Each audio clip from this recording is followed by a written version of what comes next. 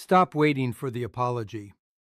Some people will watch you carry the wound they gave you for 30 years and still insist they never touched you.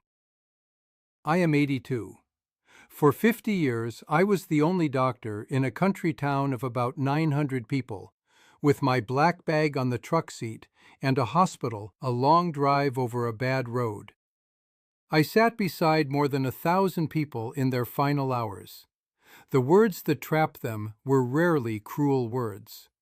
More often, they were two kind words that never came. Maybe you know exactly what I mean. A brother changed the story until he became the injured one. A grown child speaks as if your memory cannot be trusted. A spouse says, "I am sorry you feel that way," then calls it peace. If you are comfortable, write in the comments how many years you have been waiting. No names, no details you want kept private, just the years. You will see how crowded this waiting room really is.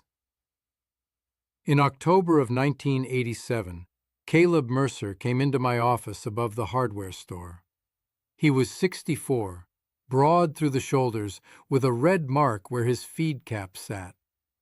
Men like Caleb rarely complained of pain. He said his chest felt busy. That was his word. The radiator knocked while he sat in the brown chair and rolled the cap between both hands. I examined him. I asked the usual questions. Then I asked when the feeling started. He looked at the floor and said, "Tuesday, when Dale drove past." Dale was his younger brother. They grew up on the same dairy farm, slept in the same narrow room, and broke ice in the cattle trough before school. Their father died without a clear will, and Caleb believed the south field was meant for him. Dale put it in his own name, then sold it to a city developer. 42 houses stood there by the time Caleb sat in my office. But the land was not what kept Caleb awake. He told me that plainly. "I can lose dirt," he said. "I cannot stand him telling people Father wanted it that way." Caleb had not spoken to him in 11 years. Still, every Tuesday Dale drove the same road into town. Caleb knew the sound of his truck and the pale patch on its door. He knew Dale slowed near the lane, though he never turned in. Caleb would set down whatever was in his hand and look through the kitchen curtain. For 4 or 5 seconds, the truck grew larger. Then it passed, leaving Caleb to argue all afternoon with a man already 6 miles away. That is how waiting often looks. Not dramatic, no music, no slammed door, just the cup going cold on a Tuesday afternoon while you rehearse the sentence that would finally force another person to tell the truth. Caleb wanted Dale to say, "I lied. I took what was yours, then let the town blame you." Caleb could recite the apology word for word. The only trouble was that Dale had never agreed to speak it. I wish I gave Caleb perfect advice that morning. I did not. 6 people waited outside, and I had a house call before dark. I told him we would watch his heart and sent him home. Doctors do that too often. We give instructions for the body while the rest of the person walks out untreated. He returned many times. Sometimes, I suspect, because my office was one place where he could say Dale's name without hearing, "Get over it," as if hurt were offense and age gave you longer legs. Caleb knew the past could not be repaired like a gate. He wanted a witness. He wanted the person who did it to stand in the same truth with him for 1 honest minute. There is nothing childish about that. An apology says, "You did not imagine it. What happened to you happened. When it is withheld, a person can spend years proving the wound exists. You show the letter, find the bank record, repeat the date, and hear that you are too sensitive. Then you search your own memory like a drawer where something valuable has gone missing. Here is the part I want you to hear. Your memory is not a courtroom, and the person who hurt you does not get to be its only judge. Caleb lost another 7 years that way. Dale's truck kept passing on Tuesdays. 42 houses became 56.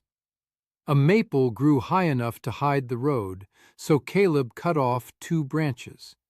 He said they were diseased. They were not. One February morning, Caleb's wife found him on the back step in his slippers, snow in the yard. He thought he heard Dale's truck.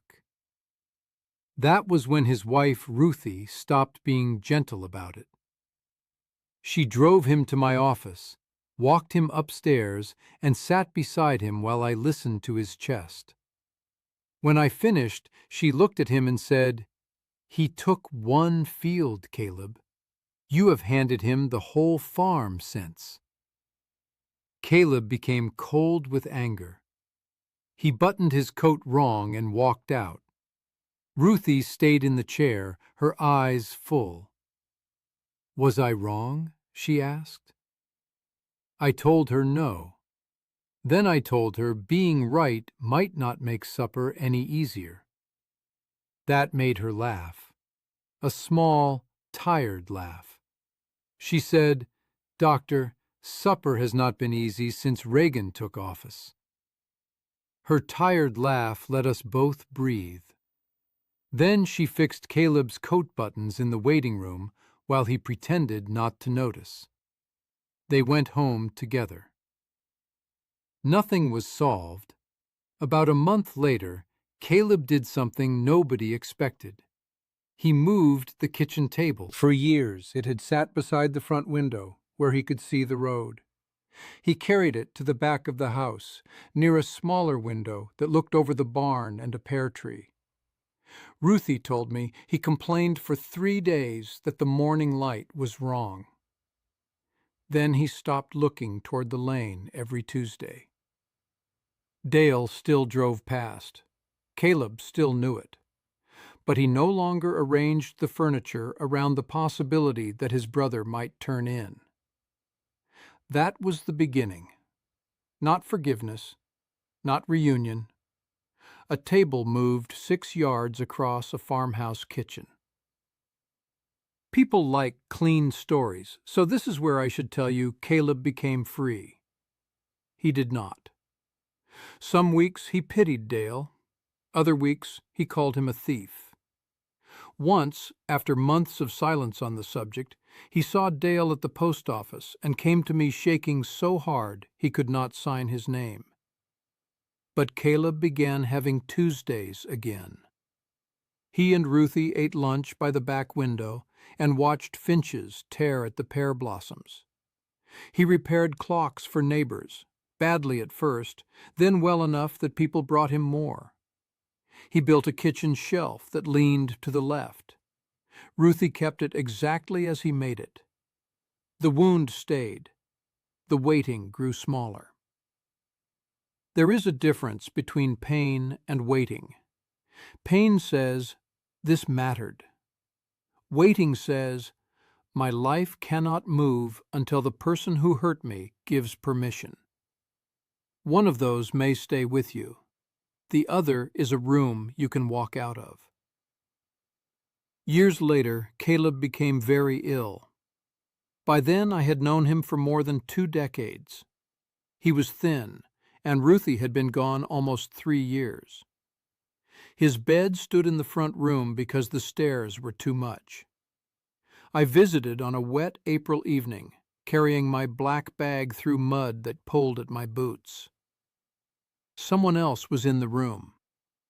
Dale sat beside the bed, smaller than the villain Caleb had carried in his head. His hands looked like Caleb's. Between them lay a rusted socket wrench. I learned later that it had belonged to their father. Dale had brought it from the old workshop. For nearly an hour, they spoke about cows, a collapsed shed, and a teacher they both disliked. They argued over whether the winter of 1958 or 1959 had frozen the creek solid. Dale peeled an orange with his thumbnail. Caleb ate 2 pieces. I waited for the apology. Of course I did. I knew the words Caleb had rehearsed all those years. I could almost hear where they ought to go. Dale never said them. Before he left, he put the wrench into Caleb's hand and said, "You always knew how to use this better than me." Then he stood at the door too long, nodded once, and walked out into the rain. Caleb stared at the wrench. I asked if he wanted me to close the door. He said, "Leave it a minute." That was all. Caleb died 9 days later. The wrench was still beside his bed. I do not know whether he forgave Dale or whether Dale believed that visit was an apology. Ruthie was gone, so I could not ask what she made of it. Some stories a doctor carries for years without finding a proper label. The visit did not give Caleb back 31 years or return the field. It gave him an orange, an old argument, and a wrench. That may have mattered. It was not enough. Both things can be true. So what do you do when the apology is not coming? Stop preparing the speech and submitting evidence to someone committed to misunderstanding it? Say what happened to one person you trust, then decide what access the other person gets now. Maybe it is a careful conversation, Christmas cards, or no contact at all. Forgiveness does not require you to hand back the key. Most of all, move the table. Change the room where you wait. Put the photograph away.